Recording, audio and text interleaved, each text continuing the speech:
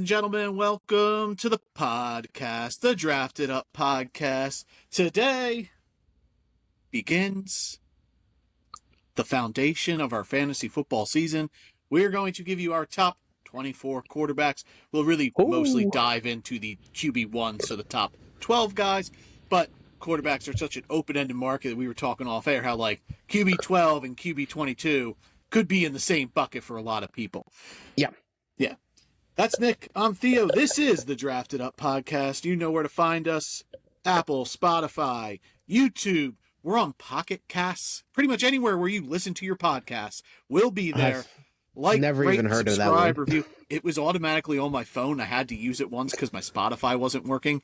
And I randomly opened it today. And I looked us up, and we're there. So if you don't use Spotify or Apple or YouTube, and you have Pocket Casts or I don't know any other ones, any of those, we'll be there. Just search the Apple podcast app. I think Apple just has like a legitimate podcast app on their phones. I don't use it. I use Spotify.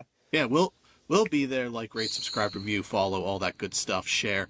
We appreciate all the support. Nicholas, how are you doing today, my friend? Doing good. I've been waiting to start grinding fantasy stuff. So, hey, man, we're finally here. We got real football at the end of the month. So, we're in the trenches at this point, dude. We're back now twice a week, Tuesdays and Thursdays, most likely. So, we're here, baby. We're here to stay. Yeah. We're in the midst of a tornado warning. So, I'm just hoping. Yeah, for sure. The weather. Hoping we don't lose power. We constantly lose power here at my place. So, going to try to trooper through. Beat the storm. Hopefully. Yeah. 24 guys, though. I like that. Yeah. It's pretty much the draftable quarterbacks. There are some that'll obviously. Yeah, some people will draft 2 QBs, but usually around 20, usually will go in a 12-team format. Yeah, for sure. You'll get teams that do 2. Our home league, a lot of people do 2 quarterbacks. It depends on what quarterback I get. If I get one of the top 5 guys, I'm not going 2 QBs, but if I get one of the later round guys, I want to handcuff him with someone good that I like as well. That's usually mindset. If I punt quarterback, I usually will snag 2. Hopefully one of them pays off. But if I get one of the big name guys, like last year I took Stroud and I didn't bother with a backup quarterback. It didn't work out, but usually any of like my top 8, if I draft any one of those guys, I'm not gonna snag up another quarterback. Stroud is one of those cases, man. He had obviously a step back year 2, and he's taken a 6th-round ADP this year. He's fallen back a ton. He's like mid to high 20s on some rankings I've seen. I have him a little bit higher. We'll get to him at some point, but yeah, man, he's getting beaten up fantasy-wise. But that's what happens when you burn that many people because he was so high on people's ratings. And we talked about him a lot last year that we thought he was overrated last season. This season, I think it's a little bit different because of how far his ADP has swung. Yeah, I was in the same boat. He was going in like the 3rd round. And he was going like QB 3 or 4. Yeah, in our home league, I got him in like the 5th or 6th. So it became a value. And I had Nico, and it just didn't work out. But I think in CJ Stroud's case, it's going to be like Tom Brady, early Tom Brady, where he was just one of the best quarterbacks in football, but wasn't overly productive on a consistent basis in fantasy. I think that's where we're just going to be with CJ Stroud. He's going to be peaks and valleys, sort of like Patrick Mahomes now. He's touchdown dependent. Yeah, he's truly a touchdown dependent fantasy quarterback. So he's going to have huge upswings in seasons, but he's going to have really bad step backs when Tank Dell gets hurt. Steph Diggs misses most of the season. Nico's banged up. Joe Mixon also got banged up. So he's throwing the ball to Dalton Schultz. Cool. I'm glad. I'm really glad CJ. And he also had one of the worst offensive lines in football last season. And to be honest, that's not going to get any better this year. So they got future All-Pro Ariante Ursary, my dude. That they do, but they got rid of an elite tackle to replace him. So, but it sounded like he was trouble. So I understand the move if it wasn't worth the hassle that apparently he was causing in the locker room. All right. So we're going to treat this like we do our Couch Scout series. We're going to go share our 24 through 13. 13. Yeah. Instead of just coming up with a consensus board. All right. So you want to start? Sure. Just 24 to 13. You want me to read them all? Do we want to do that, or do we want to go groups of 5? I'll go groups 24 of 5. to 20. 19 Sure. to 13. That's at 5, right? Yes, 24 to 20 would be 25. No, That'd be 19 to 13 is not a group of 5. Oh, okay. We want to go groups of 6. That way Yeah, because we're doing it by 12. Yeah, so 24 to 19, and then we'll do 18 to 13 after that. Podcast discussions. Yeah. Here we go.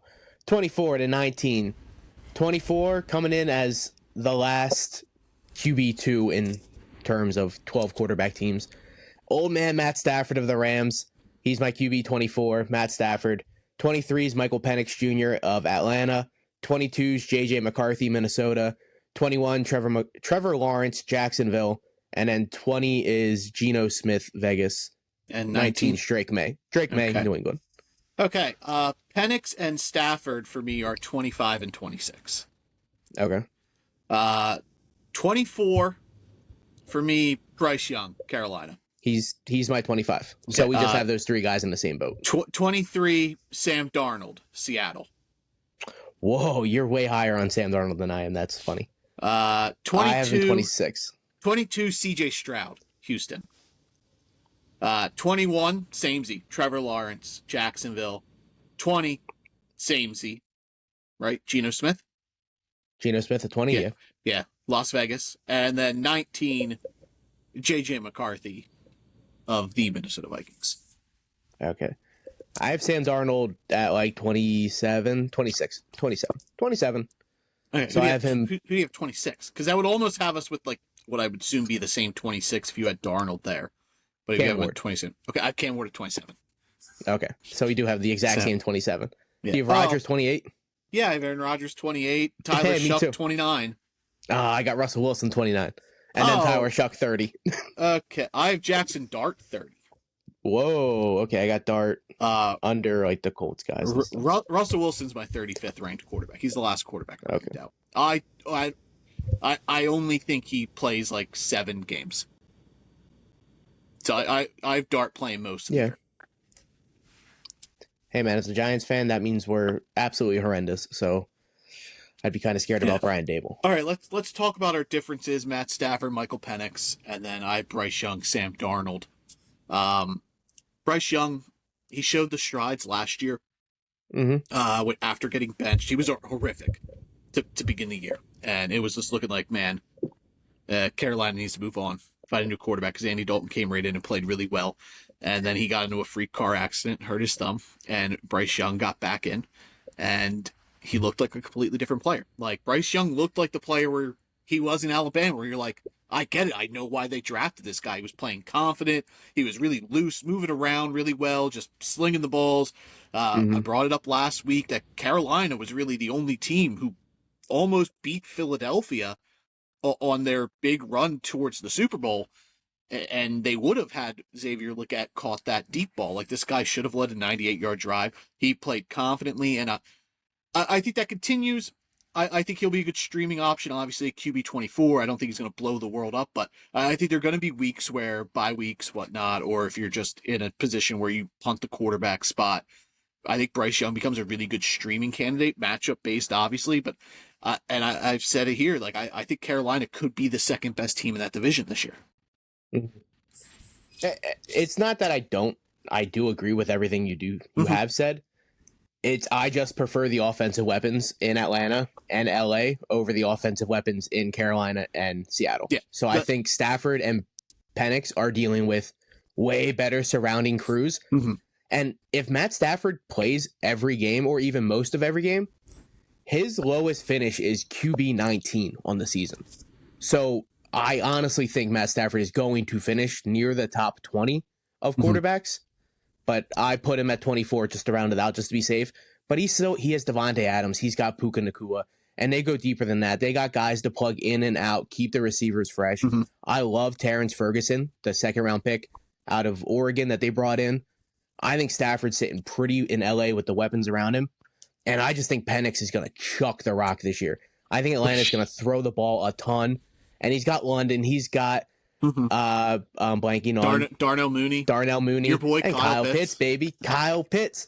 So I'm already in on Atlanta. He's got Pat and Penix and Stafford both also have really good run games to keep it mixed and matched. Where I don't trust Carolina's run game.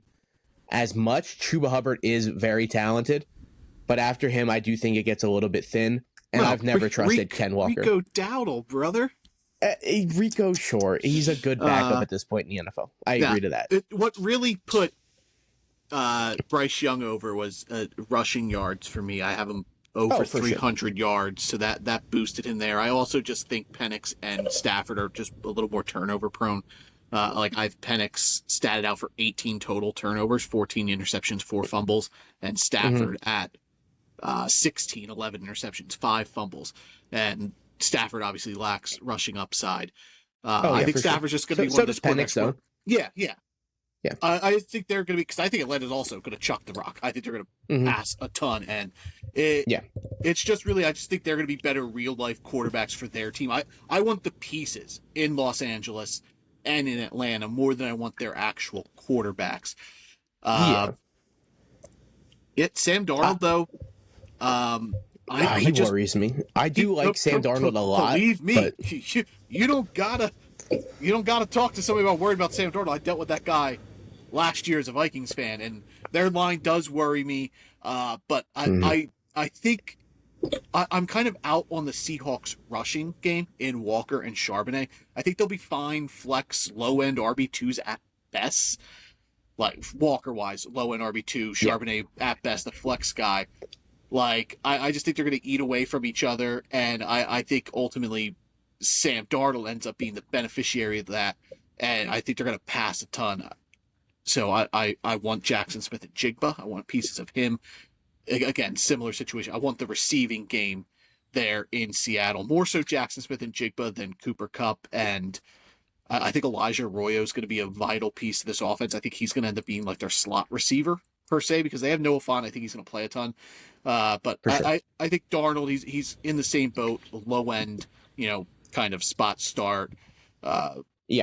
Situation. But my difference between like Darnold, Bryce Young, Michael Penix, and Matt Stafford is all like 10 total points. They're all pretty close to the same bucket for sure. I have Bryce Young and Sam Darnold right outside of my top 24 with Cam Ward.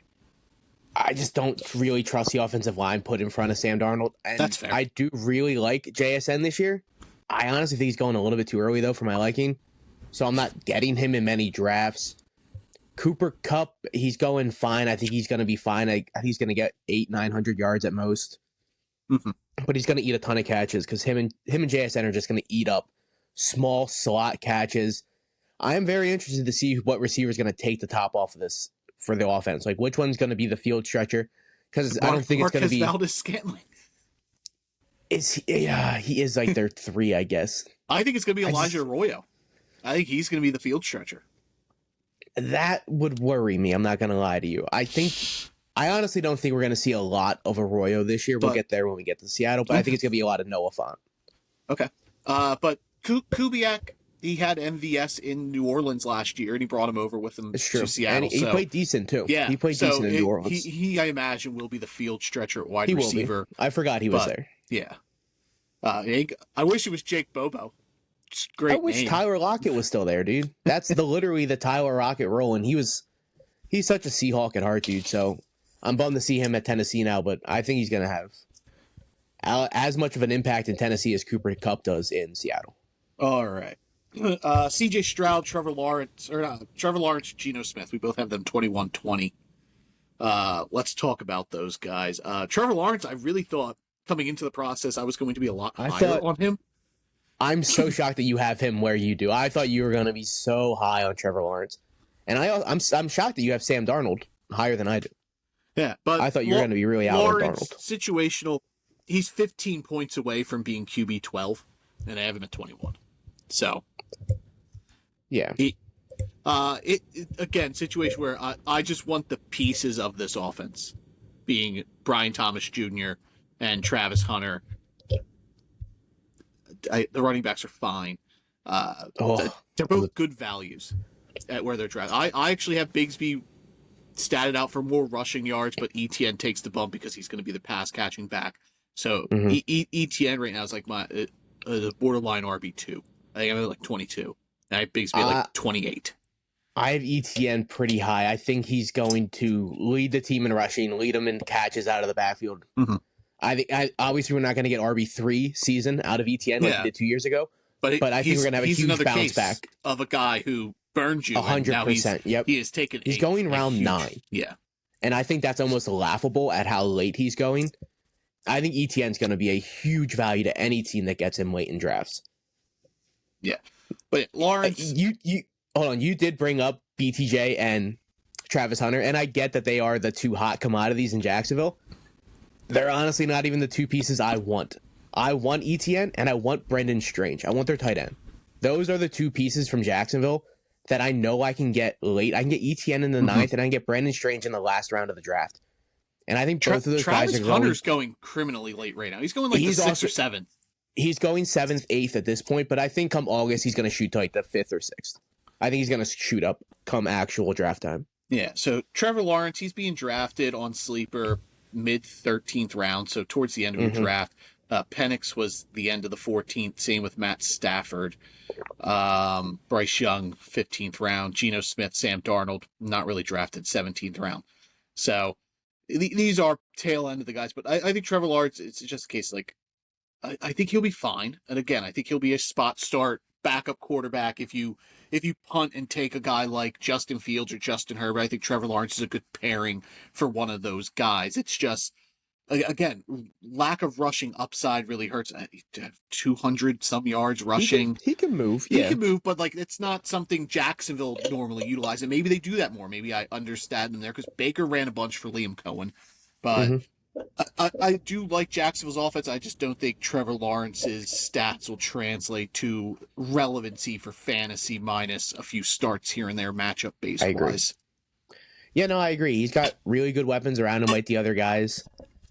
And he does have that high potential ceiling. And that's why I do have him above guys like Stafford and Penix and Young and McCarthy in my eyes. We've seen the season out of Lawrence where he finished as QB1. He's done it before, so he can theoretically do it again. If you've done it once, you can do it again. That's how the NFL works. I just don't know if it's going to happen. I can't trust him. He's burnt me personally multiple times. The year he came in with his highest ADP, I was all in Jacksonville. I love Trevor Lawrence. And it burned me hard, and it shows a little bit here. But he could have that high ceiling. I just don't know if I would trust him to be near my QB1. But again, if I pick a guy like Justin Fields as my QB1, I'd be comfortable taking Trevor Lawrence as my QB2 for my team because one of those guys in my eyes will probably pan out this year for fantasy. Yep. Geno Smith. The rejuvenation continues. Still starting. Keep going, baby. He's with Pete Carroll again in Vegas, and I love the Vegas offense. Ashton Janty, I think he's going to be a top 5 fantasy running back. I think spoilers. Well, probably. I haven't fully put my running backs into their sorted file, so I don't know if he's actually. But he top 5 drafted running back per se. Brock Bowers obviously top tight end in fantasy right now. So the weapons are there for Geno, and I think Geno's going to have another case where he's just going to be a really, really good real-life season and just be okay for fantasy spot start here and there. Like, Geno Smith, if you got to play him on your bye week, you're not going to hate it. Yeah, for sure. You're going to most likely be happy with the outcome. Yeah, he's not going to burn you. He doesn't turn the ball over too much. He's still got some juice, incredible completion percentage. He's a guy, again, I just think it's a case of that you're going to want the weapons around him more than you're going to want Geno Smith. For sure. The last 3 seasons, he's finished as QB 13, 19, and 5. Those are all with Seattle, so he's in almost the same offense. Is that QB 5 the season with Pete Carroll, though? Yes, 2022. Oh. Yeah, for sure. But even if, and then the in-between years, he was never a starting quarterback. But if you go back to his rookie year, he finished QB 20 with the Jets as a rookie. So Geno playing fully, he's going to finish as the top 24 quarterback for sure in my eyes.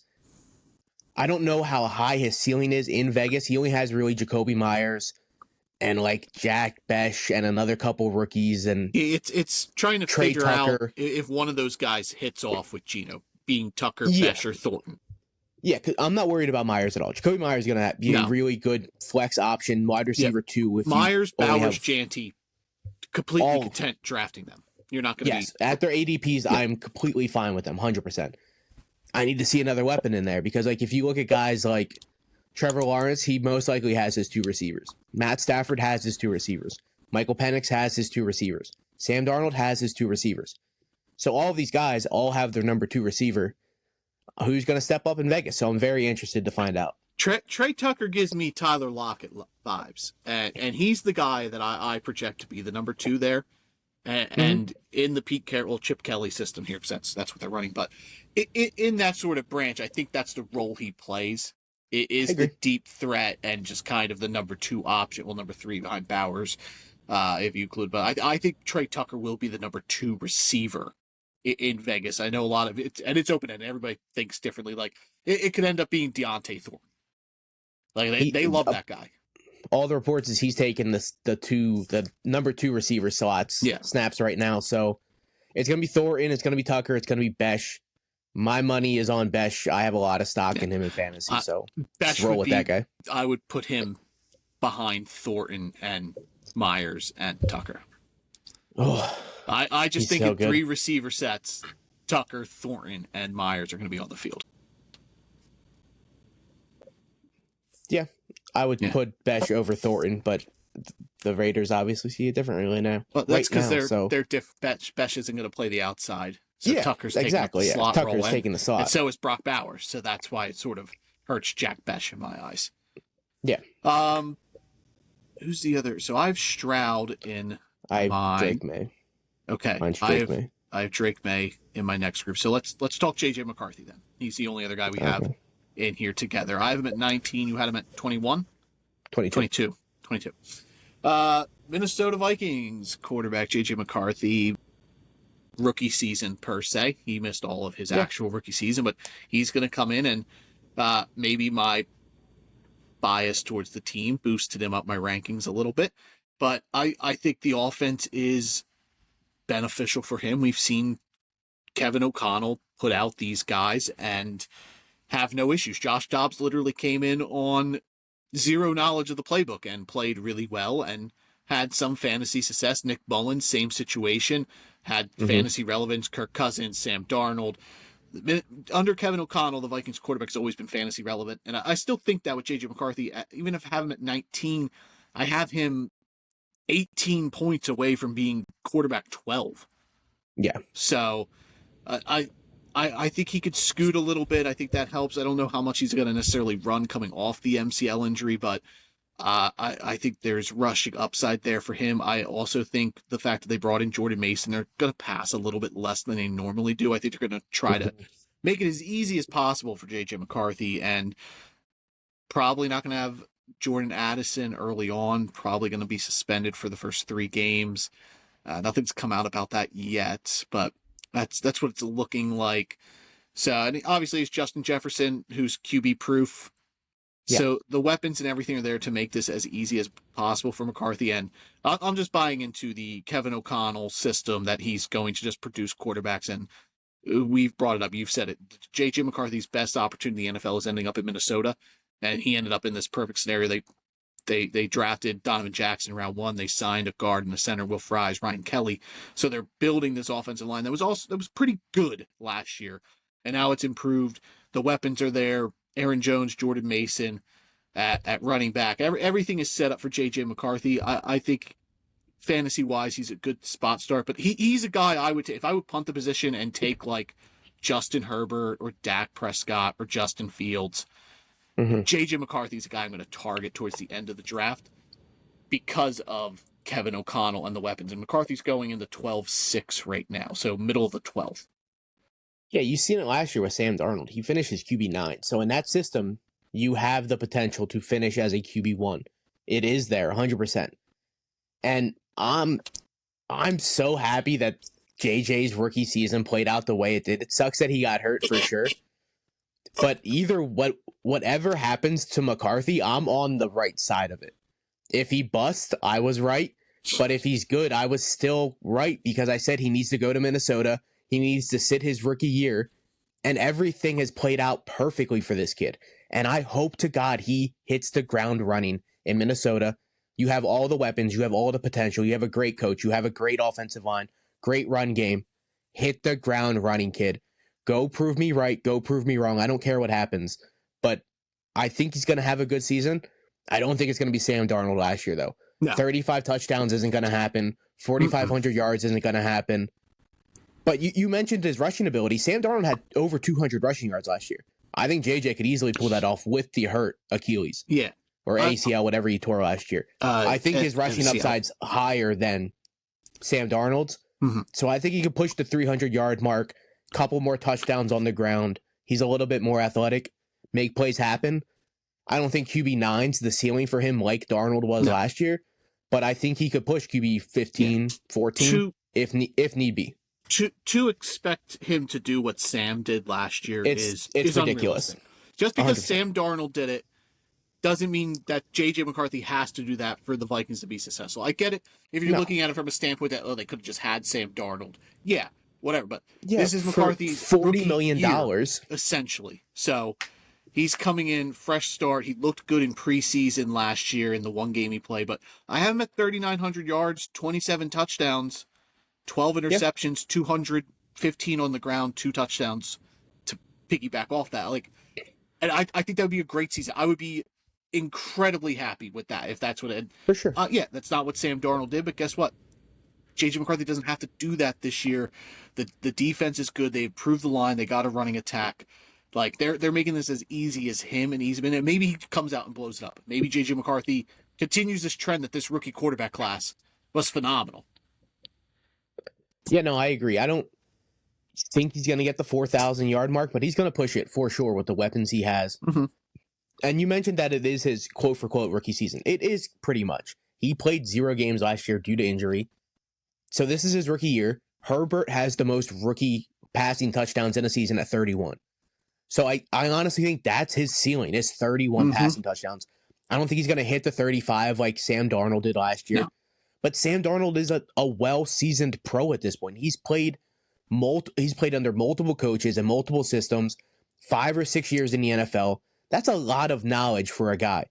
So hopefully JJ can take all of that, what he learned from Darnold, and he's got one of the best coaches in football. So let's see what he can do. And I am excited for JJ this year. Yeah. All right.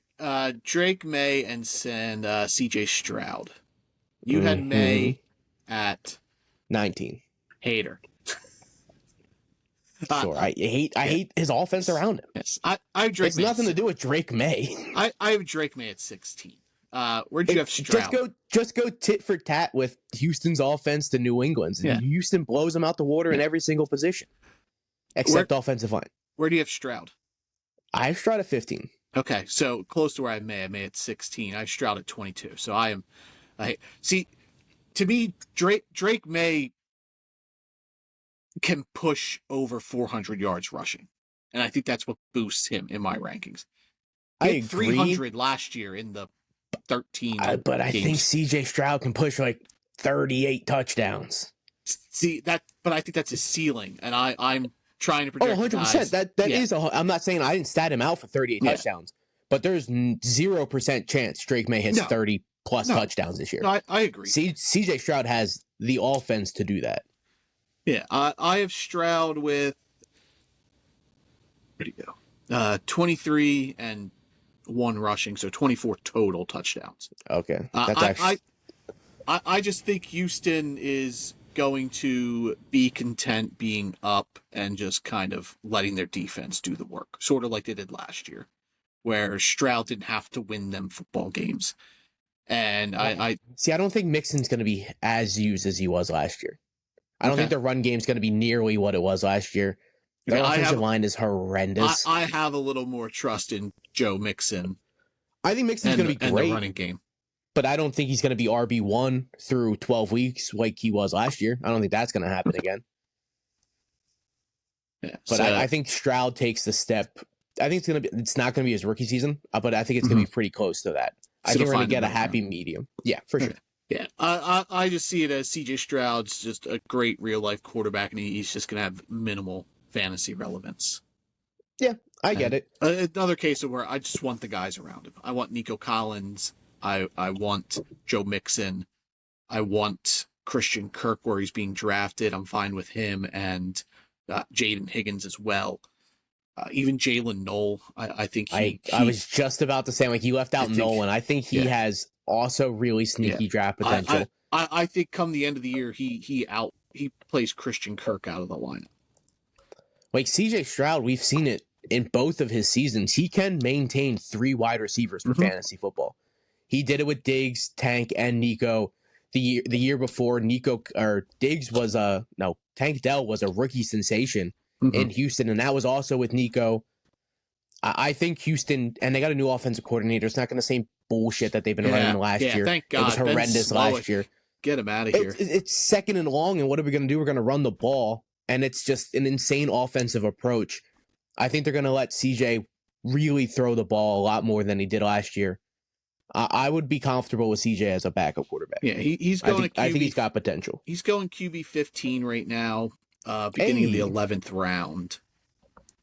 Good ADP. That's where I got him. All right. 18 through 13. You want me to lead off, or you got it this time? Yeah, you go. 18, Brock Purdy. 17, Caleb Williams. 16, Tua Tagovailoa, Miami. 15, CJ Stroud, who we just hit on. 14, Justin Fields of the Jets. And then 13, the last quarterback, not a QB1, Jared Goff, Detroit. Man, who would have thought you were going to be the high man on Justin Fields? Hey, let's go. 18, Tua Tagovailoa, the Dolphins. Okay. 17, Justin Fields of the Jets. 16, Drake May, as mentioned. 15, Justin Herbert of the Chargers. 14, Kyler Murray of the Cardinals. And 13, Jordan Love of the Green Bay Packers. Okay, so I got 3 guys in my top 12 that you just named there. Yeah, Murray, Herbert, and Love. Me too, and it's Caleb, Goff, and Purdy. Oh, Caleb, I can't do it. I cannot pull the trigger. I love Caleb. I like the offense around him. I don't think he's going to be a good fantasy quarterback. It's the Stroud thing. I don't think the touchdowns are going to be there. Okay. All right, let's touch on the guys we do have in here. So Tua and Fields. Yeah, because everybody else is the 3 different. Did you not say Purdy? No, I brought Purdy in my... Oh my God, that is insane. He's always a top 12 quarterback, dude. That is insane. Brock Purdy's always a top 12 quarterback. Yeah, sure. Last year when he finished QB 14. So go off, King. Top 12, 14th. Love to see it. So Tua. I think the Dolphins trading Jonnu, they are showing us their hands, and it's Tyreek, and it's Jalen Waddle, and it's Achane in the backfield. We're going back to Miami and what they did 2 years ago, and I think Tua's gonna be what he did 2 years ago, and even did it a little bit last year. He had a 6-week stretch last year. He was QB3. I don't think he's going to be a consistent quarterback, but I think he's going to be like a lesser version of Jared Goff, and I have those guys pretty close to where they're not really consistent at all throughout the year, but man, they got spike weeks, and there's going to be games where Tua's hitting 4 touchdowns, 5 touchdowns, 400 yards through the air. So I'm in on Tua for sure over ADP. I think he's going like quarterback 17. I got you. Tua is going after.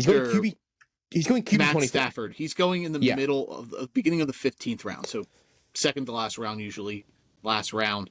He's going right around with Bryce Young. Yeah, he's going QB 24, and I have him almost 10 quarterbacks above that spot. I have my QB 16. Yeah, Tua, I agree. The trading of Jonnu shows like that they're going to, and I've the Dolphins passing the most in my stats of any team in football. And I think Tua breaks 4,000 yards again. For sure. I think he's going to get 25 to 29 touchdowns. Yeah, 13 to 15 interceptions. Again, it's the groundwork that really holds him back. I don't think he's not going to be mobile. That's not his shtick. I don't want him to. Please don't run. Yeah, I also don't want him to. Don't leave the pocket, my guy. Yeah. I can't risk it. But yeah, I want the ancillary pieces around him. I want Jalen Waddle. I want Devon Achane. I want Tyreek Hill. Tyreek's got a good ADP too. He's going to round 3, round 4 for Tyreek Hill at this point. If Miami's willing to show us their hand right now, and it is what it seems to be, Tyreek's going to be a steal, dude. We're coming off a bad season, I get it, but the year before that, he was arguably the first pick in fantasy football. Mm-hmm. And now he's going round 4 in the same exact offense, the same exact system. Tua's healthy. I think Achane's going to open up the run game a lot for their passing game as well. So I think Miami's going to go back to what they were. I don't think they're going to beat great teams because that's not what Miami does. Miami doesn't beat great teams. But when they play bad teams, they're going to whoop on them. And they're going to still be a super high-powered offense this year. So, I'm in on most of Miami's parts, for sure. So the Purdy thing, it points per game is what I was getting at. He was QB 10 and QB 6 the last 2 years in points per game. Yeah, so points per game, he's always a top 10 quarterback. I also love that schedule, but we'll get into Purdy then. For sure. That's the only beneficial of the Niners. But no, Tua I think is the potentially best just stream guy this year. Because I think Miami's going to have a high-powered offense. Yeah, I agree. I also think the same thing of C.J. Stroud, though. I think the Houston offense and Miami's offense are going to be a ton of touchdowns. I think they're going to be big plays with Nico and Jaden Higgins, both big receivers taking off the top. And then you got Tyreek and Waddle doing the exact same thing in Miami. I look at Stroud and Tua as almost the same quarterback this year. Justin Fields. You have him. I got him at 11. 11. Yeah. No, because you set him in this group of 13. I started Justin. I have Justin Herbert at 11. Herbert. Okay. Justin Fields. Fields, I have at 14. 14. Okay. So I have at 17. I assume you have a little more passing production projected than I do. So I have him barely over 3,000 yards and under 20 passing touchdowns. I have him at 22 and like 33-ish. Okay. 34. Yeah.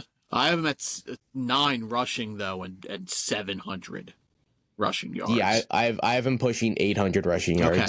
So and you just got 8 through the ground. So that's almost 40 touchdowns. Yeah, so we see him a little similar in terms of just what sort of production he's going to. I just have it down a little bit. Fields is sneaky, though. Like this is how I'm looking at it, is everywhere Fields has been except Chicago early on, he got hurt or he lost his job. Mm-hmm. That's not going to happen this year. And that's not going to happen at all this season. It can happen next season with the Jets. But this season, if he plays, he's going to be the starter. And so as long as he doesn't get hurt, Justin Fields is going to be out there for 15, 16, 17 games. He's probably going to be very close to a QB1. Yeah. Just based off of his rushing upside. Mm-hmm. I will not sit here and tell you Justin Fields is a good quarterback. I'm not a Justin Fields guy. Great fantasy quarterback. That's what he is. Phenomenal fan. He is what people think Anthony Richardson should be. Anthony Richardson will never be this. He can't be. Justin Fields can complete above 50% of his passes. We've seen him do it in Chicago. I think Garrett Wilson's going to have the DJ Moore year. Doing it in Pittsburgh. For sure. And I think it's going to... He doesn't have amazing weapons. He has a weapon. He has a single weapon in the pass game, and then he's got Breece Hall in the backfield. That's it. Maybe Mason Taylor works out. We don't know. He's got an unknown in Mason Taylor. A sneaky upside, but I don't think he's got high Jets ceiling. Number 2 receiver is literally pull a name out of the hat. They could win the job. Like, I think it's going to be Tyler Johnson, and you think it's going to be Josh Reynolds or Alan Lazard. I can't remember It's going to be one. Josh Reynolds, and then I have Lazard right behind him. You think it's going to be Tyler Johnson. It could easily be Mason Taylor. There's 4 or 5 guys. It could be Malachi Corley. I think they should sign Keenan Allen. Oh, I agree.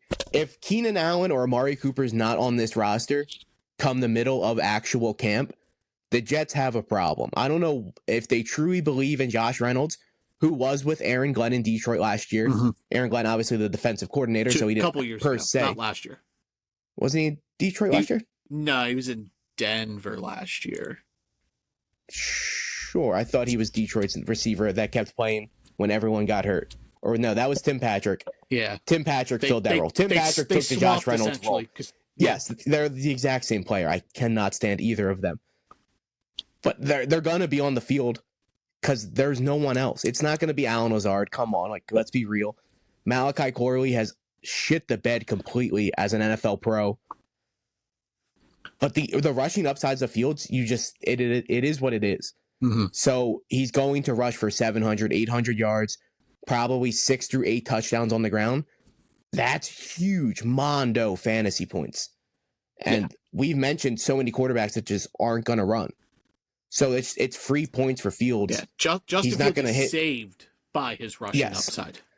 Because he's there's not a lack hit on of the passing numbers. Upside. Yeah. His passing numbers are going to be absolute dog shit for most part. But you're essentially getting almost a free rushing touchdown with the yards and touchdowns occasionally he gets. Mm-hmm. So you're looking at like a 6 or 7 point swing just based off his rushing points. He had 6 rushing touchdowns last season with Pittsburgh, and he only started 5 games. They played him a lot around the goal line, though, on games he didn't play. But I remember him taking a lot of... He didn't have any touchdowns when he didn't start. Oh, okay. Yeah, they were all from his starts. I'm truly shocked. Yeah. Okay. Yeah, so I remember him playing a decent amount when he wasn't the starter. Yeah. He would come in and take packages. Fields, he is my favorite kind of upside shoot late in drafts. For sure. Yeah, we're lower on him. Like, I know a lot of people have him in their like top 10s, and I get it. Sleeper has him at QB 17. Yeah, so Sleeper, we're sort of on track with them. He's going end of the 11th round. Mm-hmm. But I know a lot of experts. He's the fantasy darling right now in terms of just experts loving him. I hope it works out for him in New York. And he is a guy like I do want to pair him with one of the pocket guys.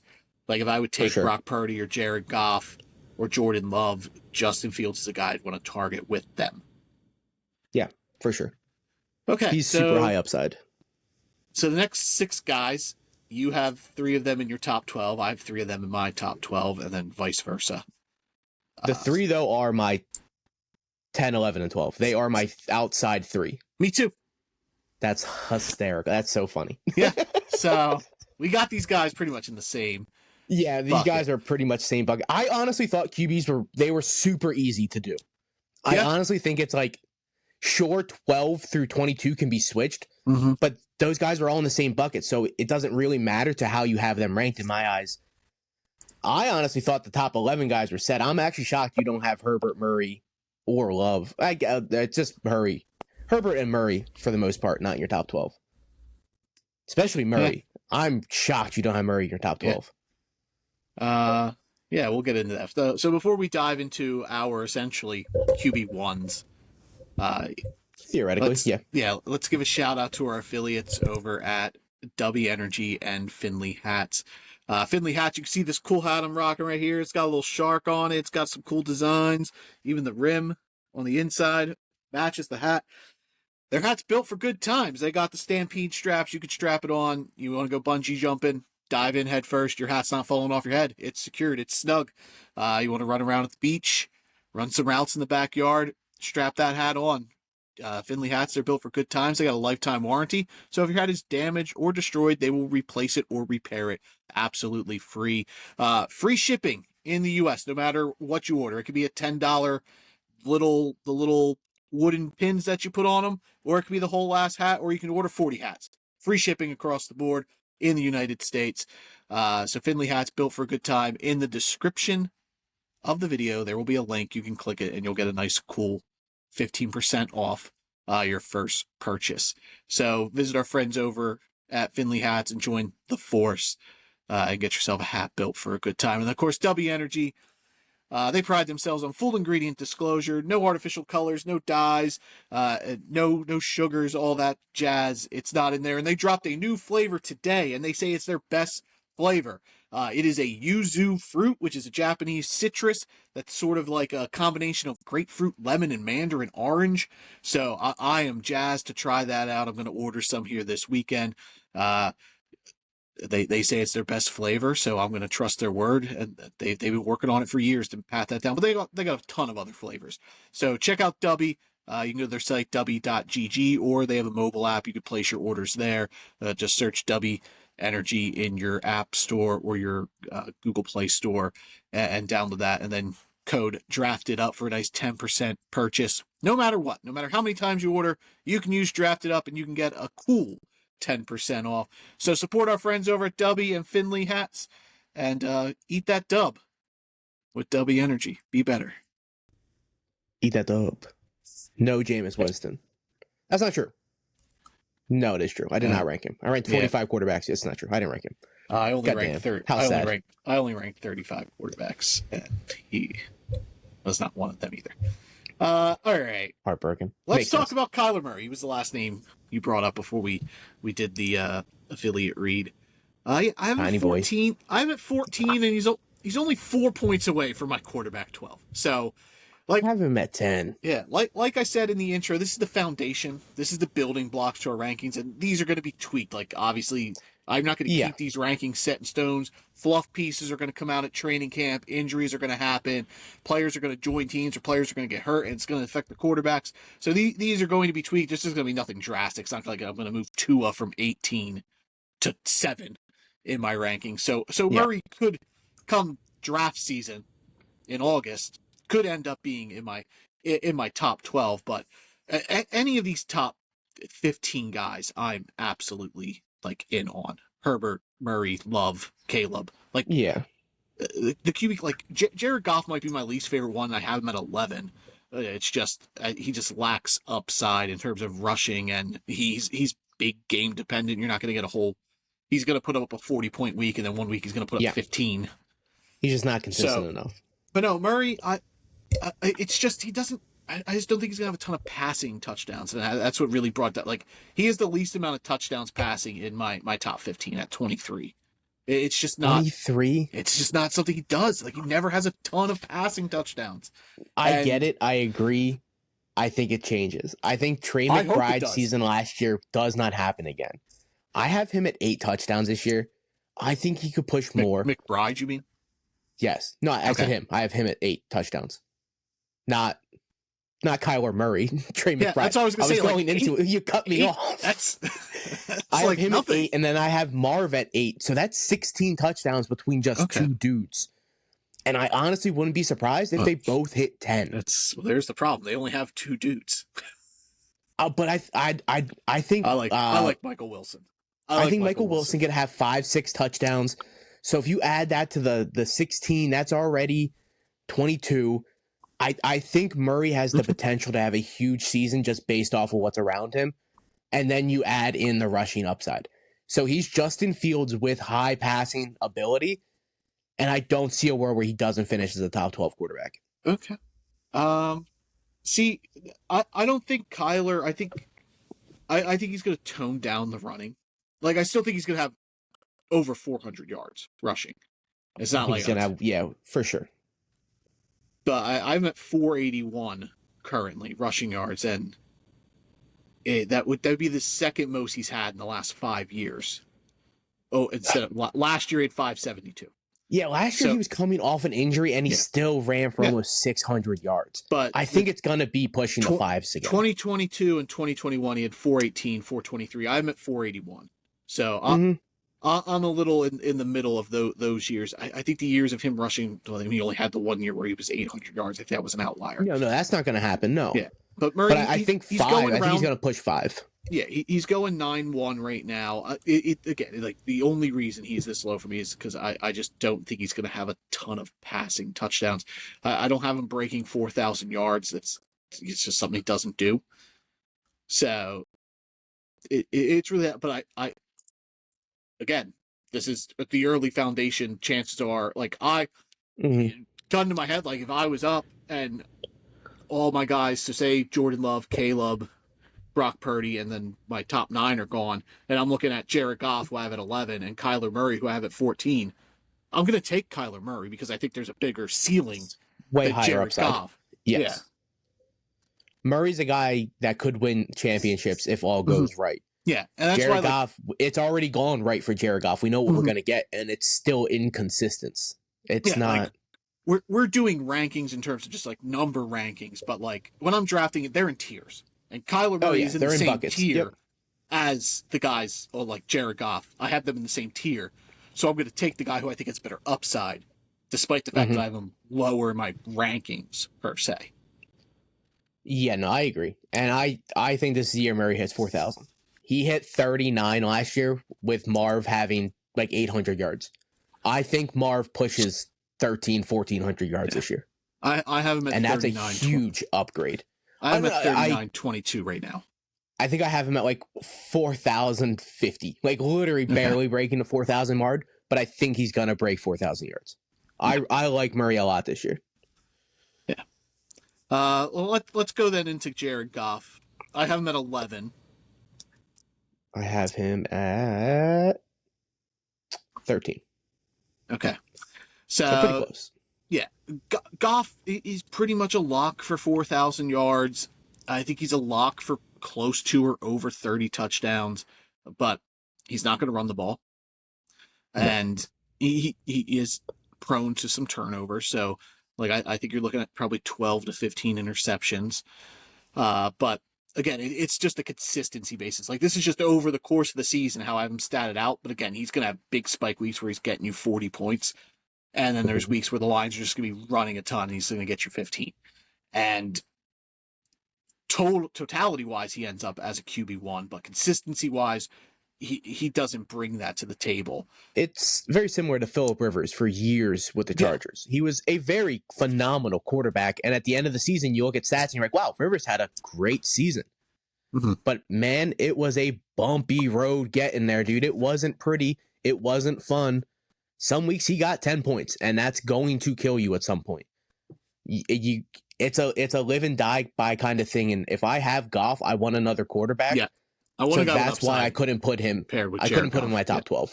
Exactly. Yeah. I'm not comfortable with just Jared Goff on my team. Yeah, that's absolutely fair. Like I said, I have him at 11, but same tier as these guys have under him: Jordan Love, Kyler Murray, Justin Herbert, Caleb Williams.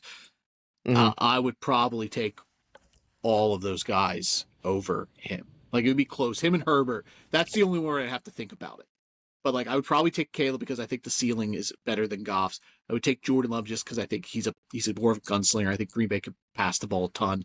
And I would take Kyler because of the upside. He could rush for close to 500 yards and maybe get 4,000 passing yards.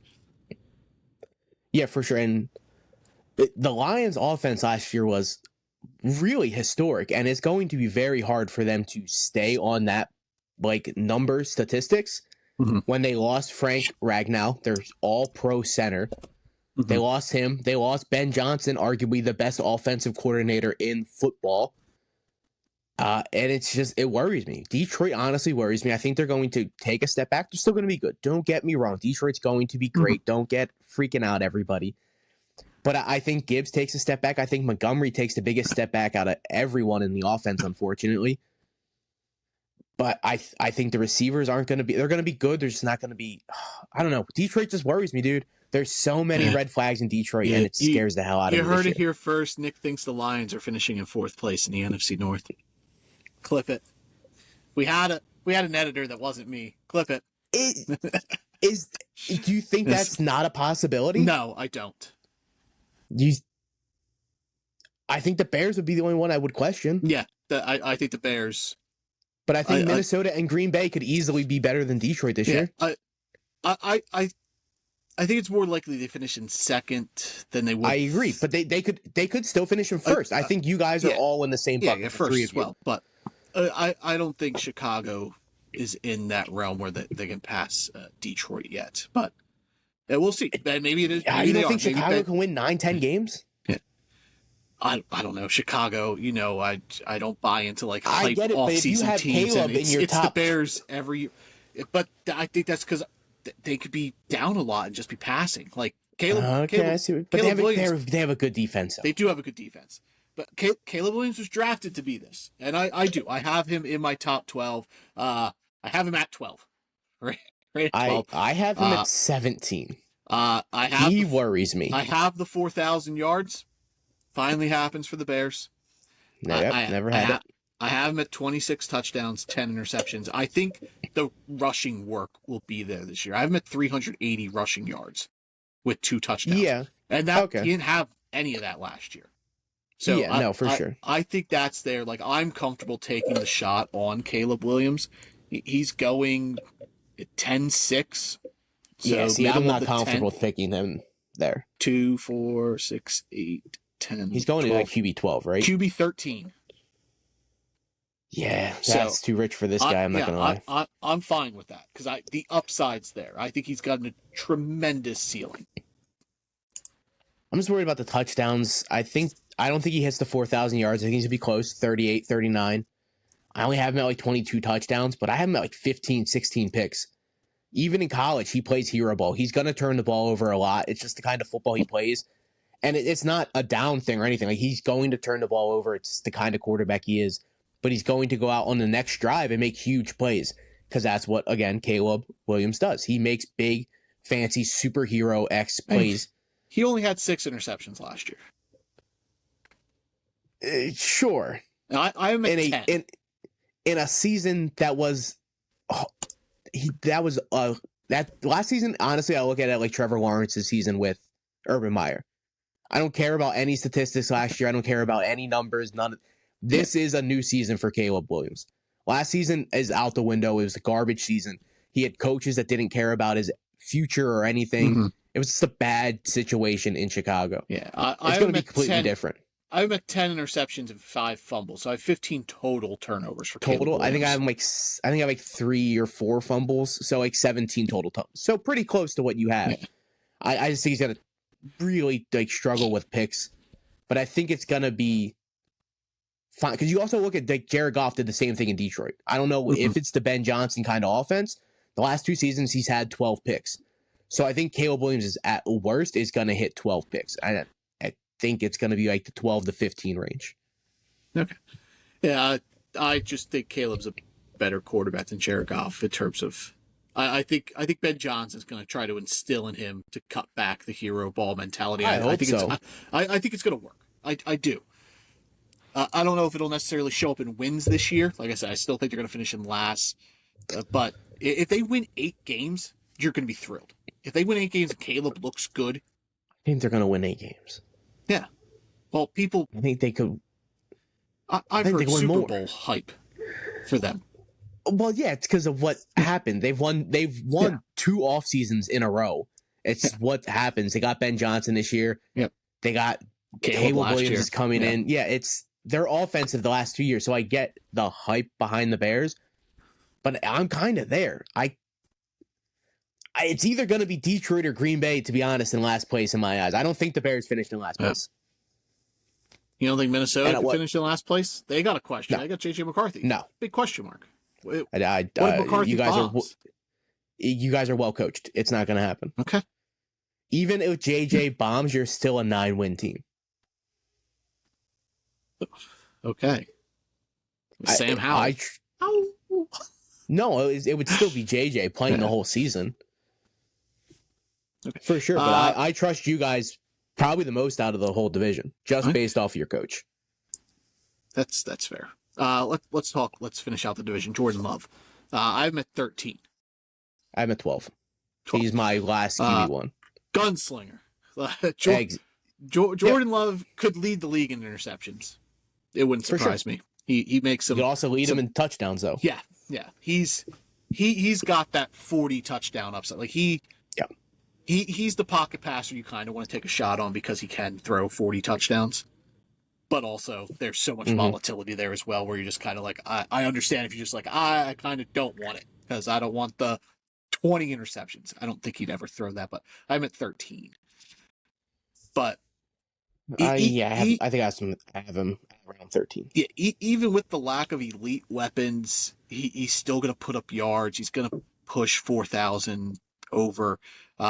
He's not going to give you a ton of rushing upside, but he's a gunslinger. He's like a poor man's Baker Mayfield. For sure. That's a very good comp. I get not having the elite weapons, but he's got a plethora of just really good weapons. Like, I like Jaden Reed. I don't love Golden, but I think he's going to be okay. I don't think he's going to be a great rookie. Romeo Dobbs is always going to be on the field, and he's always consistent with Jordan Love. Love trusts the hell out of him, so he's going to be on the field. Tucker Kraft is a really good tight end. I liked him. I liked Kraft coming out of college way more than Musgrave, so I'm glad that I'm glad Green Bay figured that out quick and switched over the Tucker Kraft. And then they also have Josh Jacobs, who's one of the best running backs in football. Yeah. So they're going to be running the hell out of the ball. So I was more talking about the receiver. Josh Jacobs was the outlier in this situation. Oh, well, yeah, I'm just saying the weapons around Jordan Love him, is like the opposite of how I feel about C.J. Stroud and Trevor Lawrence, where I want the ancillary parts around them. I'd rather just Jordan Love than Jaden Reed, Matthew Gold. Trying to pick my shot on which Green Bay receiver booms. I don't want any of the receivers. I'd rather Tucker Kraft and Josh Jacobs if I'm going to take a Green Bay Packer, because I think they could be, lock, stock, especially Josh Jacobs. I think he could be a top 3 running back ceiling. Yeah, Jacobs has that ceiling for sure. Kraft, I find myself not really particularly drafting too much. His ADP's a little bit. It's fine. I just would rather take my shot on a high-end upside tight end. I think Kraft is just middle of the road, very Dallas Goedert-like. Well, better version of Dallas Goedert for sure. But I don't think his ceiling's super high, but I would rather take an athletic, high-ceiling tight end. This is my preference. But if there are people that want low-level tight ends that are just going to go out there and get you 8 points and you know what you're going to get, and that's what Tucker Kraft is going to do for you. So if you want something safer, that's Kraft. Yeah, I think Tucker Kraft could have a TJ Hawkinson-like season. I think that sort of upside's there for him. I think he could be like a poor man thing. But if you're looking at all 4 of those guys being Kraft, Reed, Golden, Dobbs, I think all 4 could have 800 yards. So that's 2,400 yards between the 4 guys. I think Jordan Love is a very safe passer quarterback. And he's going at QB 14 in the 11th round. So another guy took sort of a dip. He was a little higher last year. And even last year we thought he was a value. Like, he was going right after Anthony Richardson. Yeah. Oh, yeah. Like, last year, like, he was going after Anthony Richardson, and we were just like, I would take Jordan Love over Richardson. Like, he was going in, like, the 8th or 9th round, and now he's taking another step back here, which I don't get. Yeah, we were talking very similar to where we would take Stroud, we would take Love. Yeah, like, Jared Goff's going at the 8-10, Jordan Love's going at the 11-2. I would rather take a flex guy at the 8-10 and then try to snag Jordan Love in the 11th. Yeah, 100%. And that's what ADP is all about. I would rather grab Jordan Love where he's going over a good amount of the quarterbacks where they are getting drafted. So the last 2 guys are Brock Purdy and Justin Herbert. Where do you got Herbert? Yeah. 11, I believe. Hold on, let me quick. Yes, I have him at 11. Okay. I got him at 15.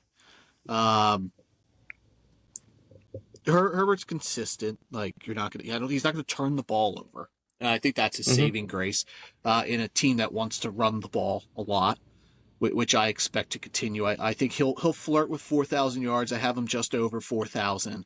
I have him at 24 touchdowns. I think they're going to have a ton of rushing touchdowns. Herbert, he could flirt around 300 yards rushing. I got him a little bit under that. So he's just a good floor quarterback. He's Jared Goff without, like, spike weeks. Like, this is what you want from Jared Goff. He's more consistent. Yeah, he's just way more consistent. Yeah. You don't want those you want those high weeks, but, like, Justin Herbert's rarely going to give you a week where he's got 13 points. Yeah, no, he's consistent, and that's shown through his career. Every season he's played a full season, he's finished as a top 12 quarterback. His finishes are 9, 2, 11, 17, which he was hurt, and then 12 last year. So last year, he was a QB 12. When you look at his season, he wasn't particularly passing a bunch. And I don't think it's going to go up a ton, but they added Trey Harris in the offseason, rookie out of Ole Miss. So I think his passing numbers are going to go up more. And I think Laddie Daddy's going to take the jump. I think Trey Harris is going to have 700-800 yards. And that's not like fantasy relevant being Trey Harris, but it's going to get numbers for Herbert. And they're all going to add up to where he finishes in the top 12. He's a way more consistent Jordan Love, Jared Goff. That's how I see Herbert, and that's why I have him in my top 12. Yeah. He's one of the last few quarterbacks that I would be comfortable with. Oh, I just have Herbert on my team. I'm fine with that because at the end of the day, I know what I'm going to get out of Justin Herbert. All right. I view him a little different in terms of I'm not comfortable with just him. He's a guy I'd want to pair with another quarterback. I get that, yeah. But I also understand that keeping him like the guy because the talent's there. We know the Justin Herbert stands will tell you this guy's a top 5 quarterback in football. Put him on any team. Put him in the Eagles, and he's as good, if not better, than Jalen Hurts, and they're still winning Super Bowls. And Jalen Hurts is dog water if he's with the Chargers. That's what they'll tell you. They'll try to tell you that, and I'll sit there and I'll be like, "Oh, cool, bad take, brother." All right, Brock Purdy. Where you got? I'm at 18. 10. I figured. Easy schedule, and I just think, like I said, Brock Purdy, when he plays a full year, he's always top 10, top 15, top 12. He's a QB1 in points per game. It's just consistent, and I think that continues. I think he's efficient. He's going to get some rushing work, touchdown wise. He always gets 3 to 5 rushing touchdowns. I think you're pretty much locked into that. I think you're locked into 25 plus passing touchdowns, close to 4,000 yards. And with the schedule, I also think they're going to run less. I think the key for them is to not workload Christian McCaffrey. They want him to be healthy and effective all year. So I think a lot is going to go on Brock Purdy, and I think he is capable of carrying the team on a light and load Christian McCaffrey. And by light and load, I still think he's going to get 220 plus carries and 60 to 75 targets. So still getting 300 close to touches potentially. But that's how we always do. I've always felt Brock Purdy is a good quarterback. Fantasy, real life, he's a guy I want. Like I'm comfortable with Brock Purdy as my only quarterback. Oof. Yeah, no, I wouldn't even consider that. He would be my backup at most. I don't see it. He doesn't have a number 1 receiver. He might not even have a number 2 receiver, to be honest. Jennings and Ricky Pearsall might honestly be 3s. I think Pearsall is going to be fine. I think Jennings is a good spot start kind of guy. I don't think he's a consistent wide receiver on the field. Kittle's great. McCaffrey's great. But that's it.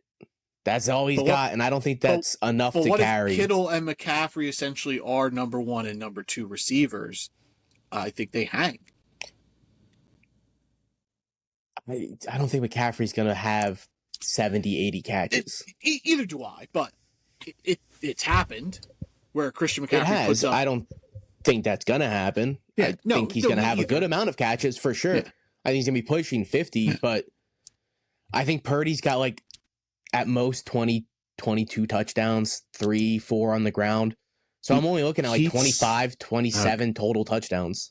I'm at 30 total. He's 5 points away from being my QB8. Woo! Yeah, no, I wouldn't even touch that with a stick, dog. I'm looking at like 4,000 to 4,200 yards, low 20 touchdowns. It's nothing special for Purdy. I don't think it's going to be that good. Yeah, I'm in. I think the Niners are going to be a really good football team. I think they're going to be record-wise for sure. And I think Brock Purdy, he's a guy I want a piece of. I think George Kittle's going to have a phenomenal year, and I think that's through Brock Purdy, obviously. But yeah, I think Purdy puts up top 12 numbers, and I'm content with him as my quarterback. Like I would not be worried if I went in and Brock Purdy was my only quarterback. I'd be like, okay, I got a guy who consistently top 12 points per game at his position. Yeah, I'd be terrified. I'm not gonna lie. I think it's a value. Like I'm at 10, he's going at QB 12 at the end of the 9th round. I think that's great value. Yeah, no, we've always disagreed on Purdy though. When we get the running backs, I think it's going to be McCaffrey. I think the Niners are going to run through McCaffrey. Kittle's really the only option I love through the air. I like Ricky Pearsall. I like Jennings a little bit after him, but Jennings is going, I think, if not before Ricky Pearsall. So they're flex guys. They're going like back to back. Pearsall and That's Jennings. what I'm saying. If really not before, they're going almost the same pick. So it's whatever one you want to call your shot on. Mm-hmm. It is what it is. I like Kittle though. I like McCaffrey for sure. Where they're both going. All right.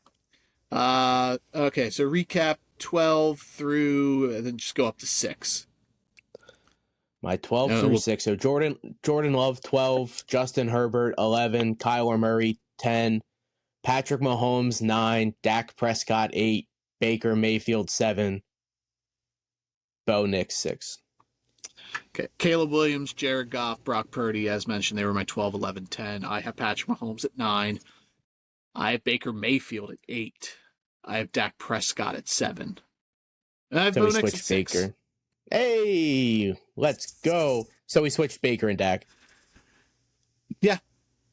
So Pretty Mahomes, much. I was shocked I had him at 9 because Mahomes has just been a fantasy letdown per se the last couple years, just based off where he's drafted. Yeah, for sure. Yeah. And he's still going as QB6. He's going as QB6. Beginning of the 6th round, so still lower than consensus, but name values there. He plays for the Chiefs. The potential to be a top 5 quarterback, obviously not off the table. I still don't think that's just the style. And they don't need to play that style anymore. I agree. And he's that's never not finished. He's never not finished as a top 12 quarterback. Yeah. His lowest finish is 11, and that was last season. Yeah. But the season before that were 8, 1, 4, 4, 7, 1. So his ceiling is literally 12 through 1. That's Patrick Mahomes' range for sure. Yeah, it's just you're gonna have peaks and valleys now. That's 100%. You're not gonna have to. It's not gonna be the situation where you're just like, oh, I have Pat Mahomes. I have an easy top 7 guy every week.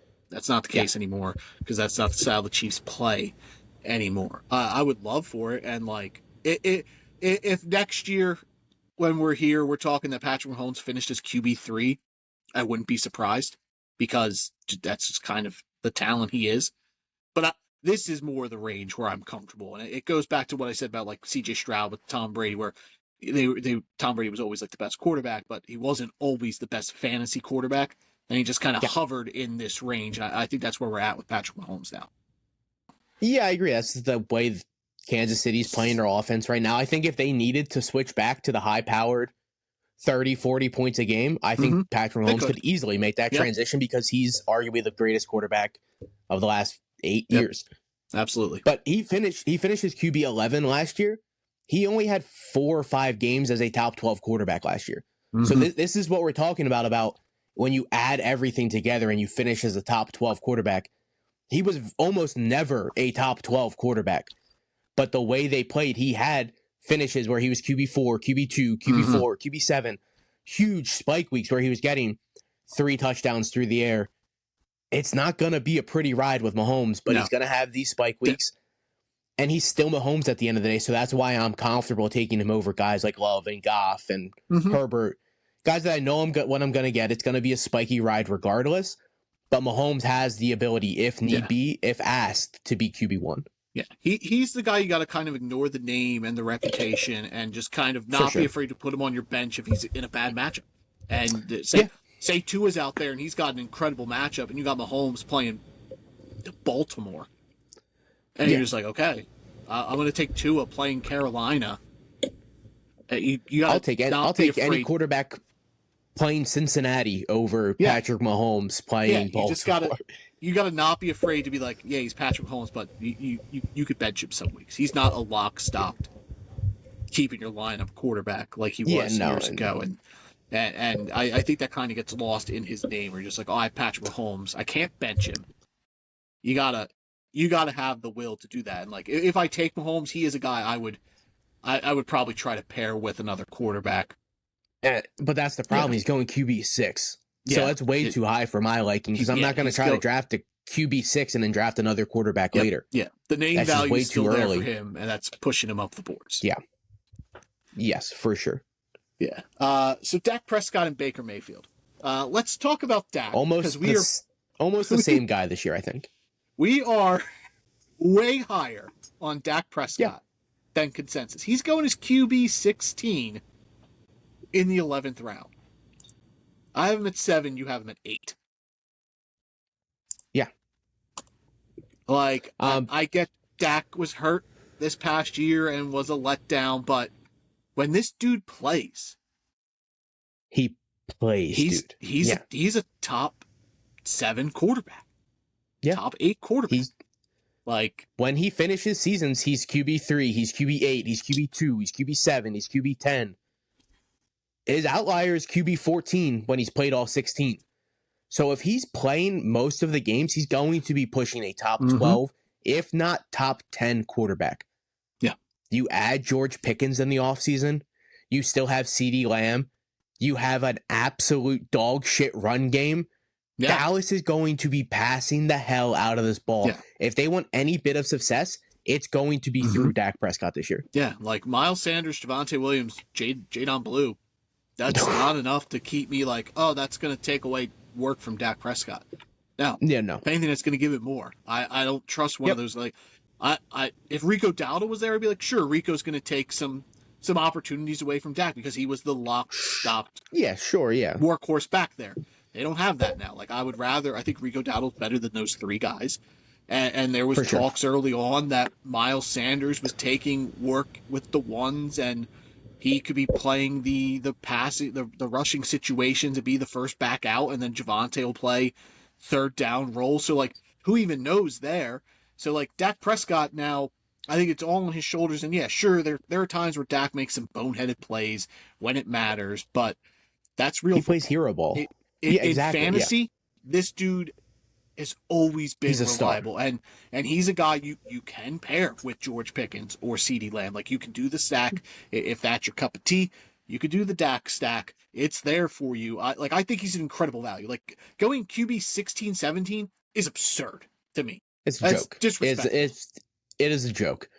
2 years ago, the Dak and CD stack literally won thousands of people a championship. And it could literally be the exact same thing this year, just based off schedule. Like, we can look at schedules now, but you can't predict how good these teams' defenses are going to be 5-6 months down the road from right now. Defenses are completely different come the real season. You have to give time for defenses to actually to see if it's a good matchup. So the first couple weeks don't matter. Dak Prescott, though, is going to chuck it to CD, to Prescott, to the Ferg Daddy. Javonte's a great receiving back. Pickens. I said Pickens. You said he's going to chuck. Yes. Prescott's going to chuck it to Prescott, which could. Hey, man, throw to himself. That's double fantasy points. Double the points, double the success. But no, they got 2 good weapons of receivers. Ferguson's a reliable tight end. Dak loves him. Yeah. But Dak, I don't love him as an option. But Dak trusts the hell out of Jake Ferguson. And Javonte's a really good receiving back. He's going to catch a lot of passes out of the backfield. That's what he did. So is Jadon Blue. If he gets on the field, I'm not as high on Blue. I think Javonte's going to be their back this year. I agree. But Jadon Blue gives you that option as well. If to say Javonte has lost Javonte. Jadon Blue could take any one play to the house. Yeah, he's explosive. Yeah, I love Dak. Going 16 is a joke for sure. Yeah, and Baker, we're actually low on Baker. I think he's going, or we're about. And he's going above Bo Nix. He's going QB7 right now at 6'12". Yeah. So we're a little. You have him at 7. I have him at 8, but on par. Like I love Baker. That the Tampa Bay offense is like that's an offense where like I want every piece that I could potentially get. I want Bucky. I want Rashad White. I think he's a value where he's going. Mike Evans and Godwin. They might be going a little early, Evans especially, but Godwin coming off the injury. But I'm fine taking the shot on them too. And Ibuka. I get Mike Evans is going early, but you know what you're going to get. Yeah. At worst, it's going to be a wide receiver Baker's 2. guy. Exactly. At worst, it's going to be a wide receiver 2, but high end, he's probably going to be pushing wide receiver 1. Yeah. It all depends on touchdowns. I think it's all going to be there. I think Tampa's going to have an explosive as hell offense. Mondo points. Like you said, I love all their pieces, except really K-Dot. And I don't think he's going to be heavily involved with how many receivers they have now. Adding Ibuka, they still have Jalen McMillan, who had a really nice rookie season, who stepped up nice for Chris Godwin. Godwin coming back off an injury. And we got to remember how good Chris Godwin was. When he played last year, when he got hurt. He was wide receiver 2. Not a wide receiver 2. He was wide receiver 2 overall in the whole year. And then he got hurt, and it was just a letdown. I think it can all just flow back into place here for Tampa. They were all running it back, same offense. They brought in, they lost your boy, though. That's going to be the question. They lost their offensive coordinator. Yeah. He went to Jacksonville. Are they still going to run the same successful offense that they have been running the last 3 years in Tampa? I think it's going to be perfectly fine. I think Baker's going to ball out. Bucky is going to have a really good year. I think he's honestly, I don't know where his ADP is. I think it's a little bit higher than where I have him ranked. Yeah, he's Rashad White's a steal, though. Second. But people are trying to get these guys based off of what Tampa's offense can be, so I get why they're all going super early. Yeah. Baker had 40-plus touchdowns last year. Temper that expectations. That was for an sure. outlier. Like, if you're drafting Baker expecting 40 touchdowns, pull it back. He's going to push 30. I think his floor is 30, though. 30 total touchdowns. I have him at 29 passing, 2 rushing, so 31 total touchdowns. I think I have him 28 and 3, so 31. I think that's the floor. Their offensive coordinator, the Grizzler, Josh Grizzard, he was there last year. He was the pass game coordinator, so familiarity for Baker. It's a smooth transition. Yeah. Yeah, and this guy was with the Dolphins years before that, so we'll see what the Grizzler here does for Tampa Bay. But I'm not overly concerned about Liam Cohen being gone because I trust the talent that is Baker Mayfield. Yeah, I trust Baker. I trust every weapon around him. They have a really good offensive line, so he's gonna be sitting pretty in the pocket. The division's not great either, so yeah, no, not at all. We'll get there when we do. Yeah, the South stuff, but yeah, it's all right, something. Bo Nix, QB6. God bless, baby. It's that Sean Payton offense, dude. I'm hooked on Bo Nix, dude. God bless Bo Nix. Yeah, I got him at 4,200 yards, 31 touchdowns, 13 interceptions, 340 yards on the ground, and another 2 touchdowns. I think that's like his floor for rushing, to be honest. I think he could push 4. I agree. I think he could push 5, 6 rushing touchdowns. He is very mobile quarterback in the Sean Payton offense, so you know he's going to be playing smart ball. They went out and they completely changed the backfield. They got him J.K. Dobbins. They got him R.J. Harvey. They brought in Pat Bryant, receiver. Evan Ingram. They got him Evan Ingram, an amazing tight end. Cortland Sutton's there to run it back. I think Marvin Mims is a really good receiver, too. I think he'll be all right, for sure. But I also think what's-his-face from Oregon's going to be a little bit involved. Troy Franklin? Yes, I think Troy Franklin's going to be involved. I didn't even stat Troy Franklin out. I had him as the 5th receiver. I think he's going to be like the 4, 3 or 4. I had it as Vele, Bryant, Mims, Sutton. I think Franklin's on the field over Bryant. I think so, but I'm in on Bo Nix just based off Sean Payton and his rushing ability. Fantasy relevant, anyways. But Bo Nix, no, no. We're higher than consensus. He's going as QB 7 or 8, yeah. Yeah, and he's going at the 7-7, so mid-7th round. I think that's great value. Like, I even think there's top 5 upside here, even with like the guys above him. I think Bo Nix could creep into that range. I think that potential's there with the offense, and the only worry I have with Bo Nix is Denver's defense being incredible. So good. He just doesn't need to put up insane numbers for them to win games. Yeah, I don't think he's going to have these Mondo spike weeks that a lot of the quarterbacks have, but I think you're looking at like 5 to 6 points through the ground every week, and then if you add a touchdown here or there, so you're looking at just free points on the ground, and he's going to have a lot of yards through the air. He's going to have a good amount of touchdowns. Cortland Sutton's a Mondo touchdown guy last year. We've seen it. So he's got his red zone guy. Evan Ingram's going to add a ton to that offense. He's got a way better looking backfield this year than he did last year. I just think it's all there for Bo Nix in Denver with Sean Payton. It's all going to add together, I think. Yeah, it's going to be a fun year for the Broncos, for sure. It's just a super safe offense, and he knows being Sean Payton. Sean Payton knows exactly what he needs and he's going to ask of Bo Nix, and it all just clicked. It all clicked last year. It's the experience he had coming out of playing 30 years in college. It all just clicked instantly in the NFL. I love kids that are coming out of college with 3-4 years, 2 years experience. Jaden Daniels played a bunch. Bo Nix played a bunch. And these kids are ready to play. Caleb Williams wasn't ready to play. So yeah. I'm all in on Bo Nix. Go back further. Baker Mayfield wasn't ready. And I think that's why he almost was phased out of the league, and he had the chance again. It worked out. Like, I think waiting is key. Even Patrick Mahomes sat a year, and that's worked wonders. Yeah. Jordan Love has sat 4 years, and he's stepped right in, played good football. Geno Smith sat for 8 years. Yeah. Yeah, well, he played his rookie year and then sat for 8 years. Yeah. Sam Darnold sat for years.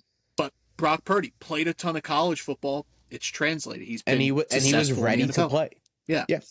All right, top 5. Jaden Daniels, Jalen Hurts, Lamar Jackson, Joe Burrow, Josh Allen. What? That's the Big Five. That's them. All right. Bye, everybody. You got them in the same order? I don't even know what order you even said them in. I honestly wasn't paying attention. Daniels 5, no. Hurts 4, Lamar 3, Burrow 2, Allen 1. Whoa, no. I have Burrow at 5. Burrow 5, Daniels 4, Hurts at 3, Lamar at 2, Allen at 1. It's all about rushing upside. Yes, Joe Burrow, I don't have rushing over 200 yards, but he's a pure pocket quarterback. I think he gets 4,700 plus yards this year. He could for sure. Oh, I think he will. I think that's his floor. I have 38 touchdowns. See, and that's all. It could all just. Yeah. It could literally be 45 and 30, and the other 4 guys, I'm not worried whatsoever about. There's not a chance one of those guys fails unless they get hurt. Yeah. See, I don't think Burrow fails either. Burrow could just take that step back just based off pocket passing quarterback. The other guys have the rushing upside. So, like, Burrow's finished quarterback Burrow's with different. I agree, but, like, his second year, he had 4,634 touchdowns, and he finished his quarterback 7. And that's a realm of possibility where he gets 4,700 yards, 35 touchdowns, but he's still not a top 5 quarterback. I don't think the other 4 could finish out of the top 6. I think they're all just locked in place.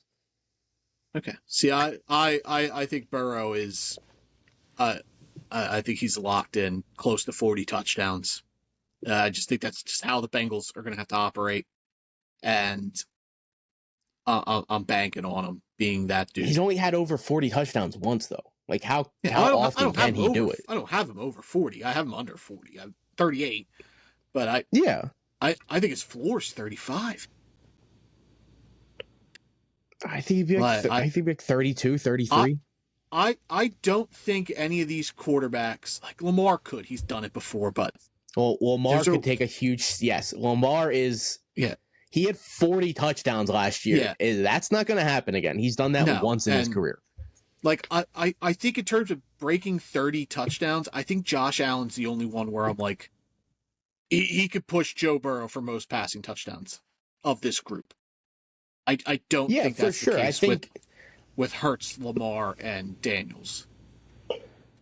Yeah, I think they're all touchdown capped at like 30, being Hurts and Daniels. Lamar could obviously push past that. He had 40 last season. Mm-hmm. But I think in the realm of possibility, I think Lamar's low 30s this season. I don't think it's going to be 40. Yeah, I'm at 28. I have Hurts at 22 and Daniels at 24. I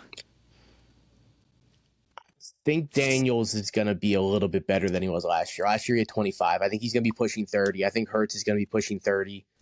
So I think all these guys are going to be pushing 30 touchdowns, where I have Burrow only at 34, 35 touchdowns. See, I think Hurts' ceiling's 25. I don't know about that. His career high's 23. Yeah, I get that. I'm not talking total touchdowns. I'm just talking passing. I think 25 is his floor. This season. I don't think he's going to have ceiling. I don't think he's going to have 14 rushing touchdowns, 15 rushing touchdowns like he's had the last 2-3 years. I have him at 11. I have him at 33 total touchdowns.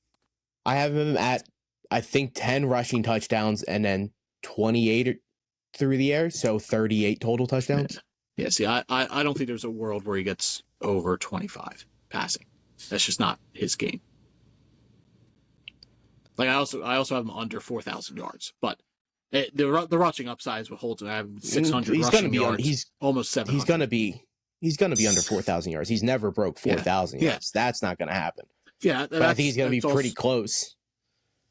Yeah, I'm at 3,800, 22 and 9, and then 663 on the ground with 11 touchdowns. But these 5 guys are just they're the guys you want. And Burrow, it depends what you clearly value the more rushing upside guys here. Yeah, for sure. Whereas I think Burrow is just a step above all other pocket quarterbacks where I don't see any pocket quarterback surpassing him.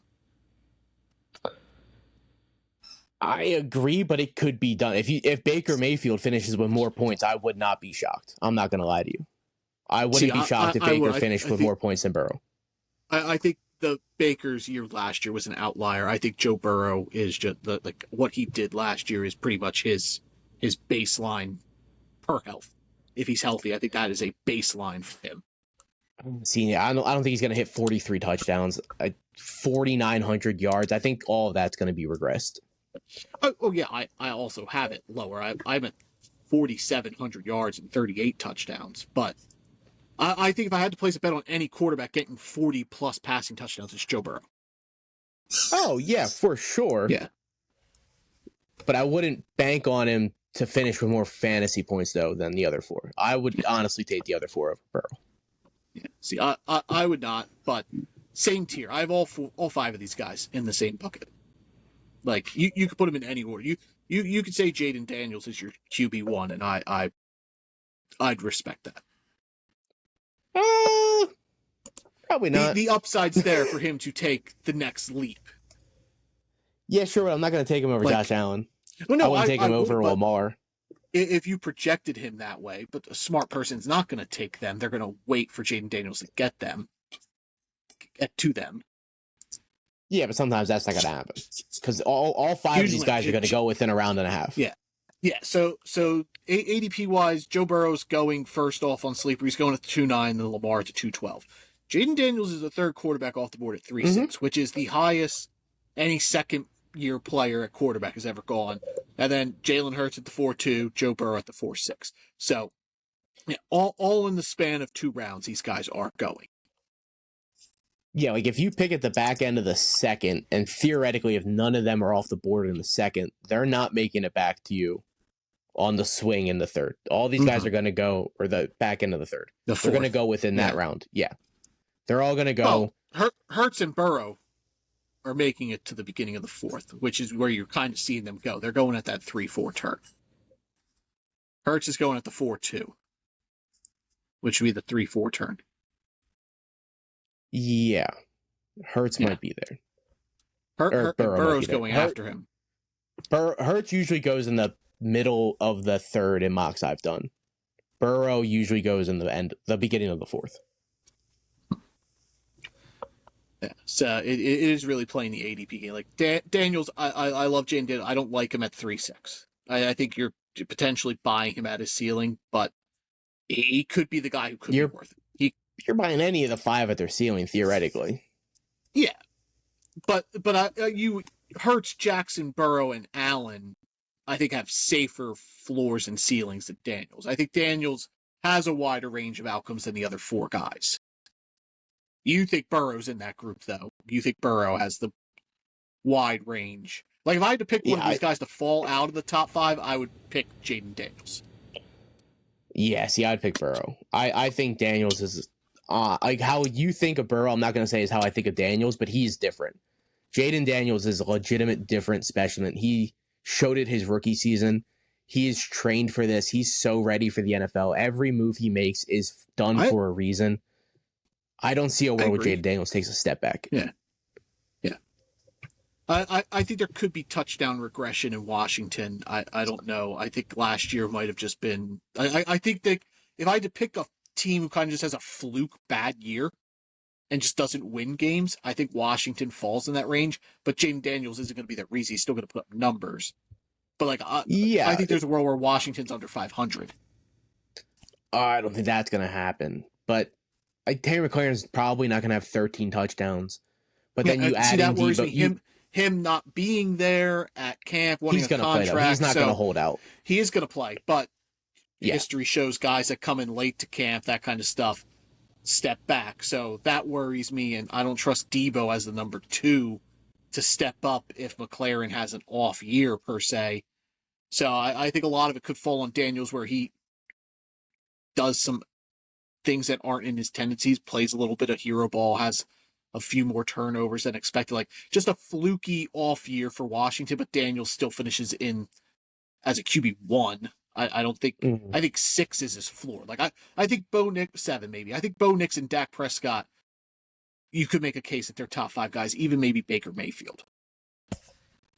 Yeah, and in the world that their passing game would take a step back, I think Daniels then would run more. I think he could push 1,000 yards.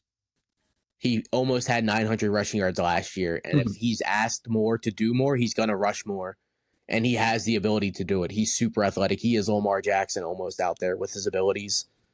So his fantasy points would only just go up if he's running more. So either way, I get if the passing numbers are down, his rushing numbers would be up, but his passing numbers could go up and his rushing numbers take a dip.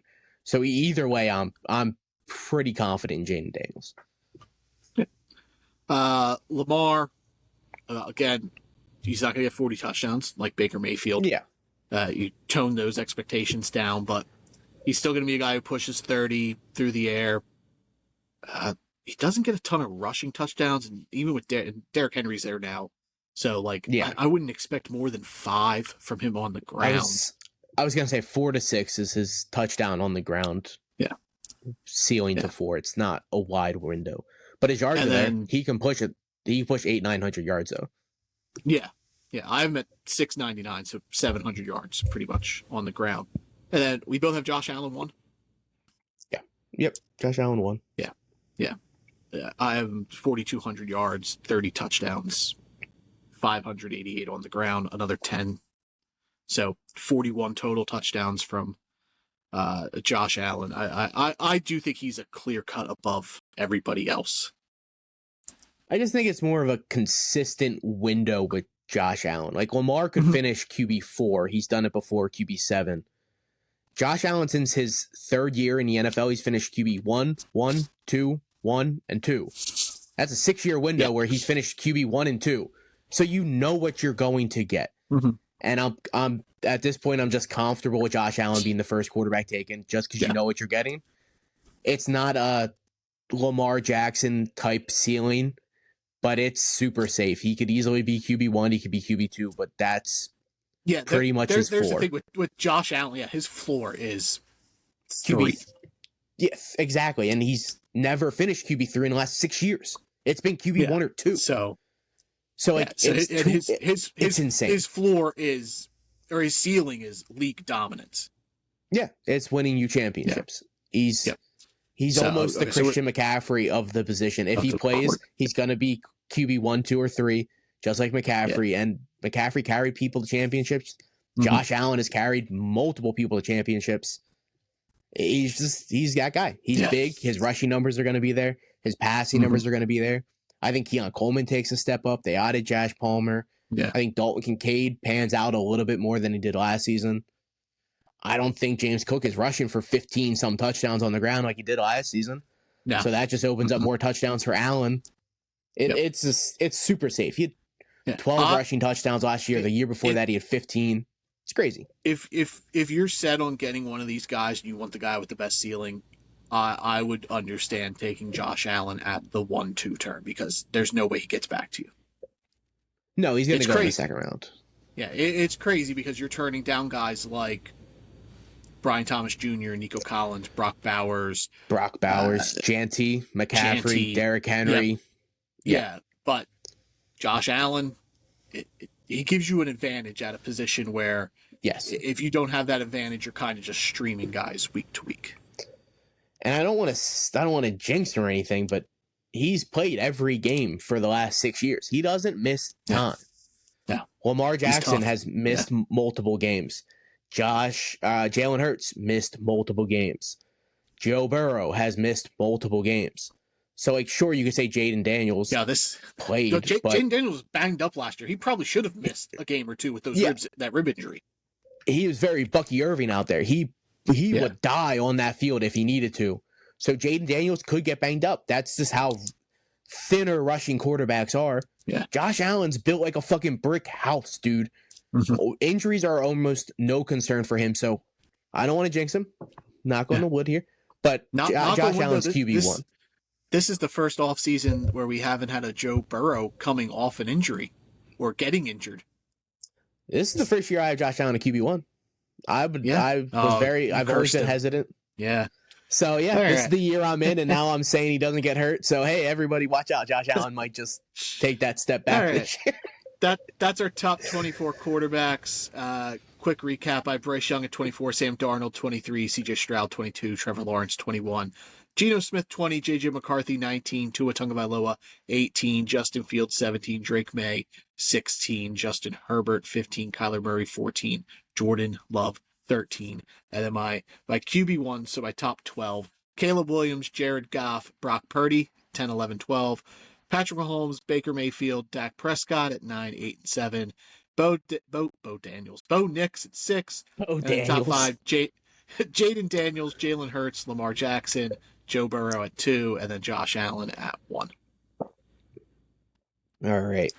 It's Matt Stafford at 24, Michael Penix at 23, McCarthy at 22, Trevor Lawrence at 21, Geno Smith at 20, Drake May at 19, Brock Purdy at 18, Caleb Williams at 17, Tua at 16, C.J. Stroud at 15, Justin Fields at 14, Jared Goff at 13, QB1s, Jordan Love at 12, Justin Herbert at 11, Kyler Murray at 10, Patrick Mahomes at 9, Dak Prescott at 8, Baker Mayfield at 7, God bless Bo Nix at 6, Joe Burrow at 5, Jaden Daniels at 4, Jalen Hurts at 3, Lamar Jackson at 2.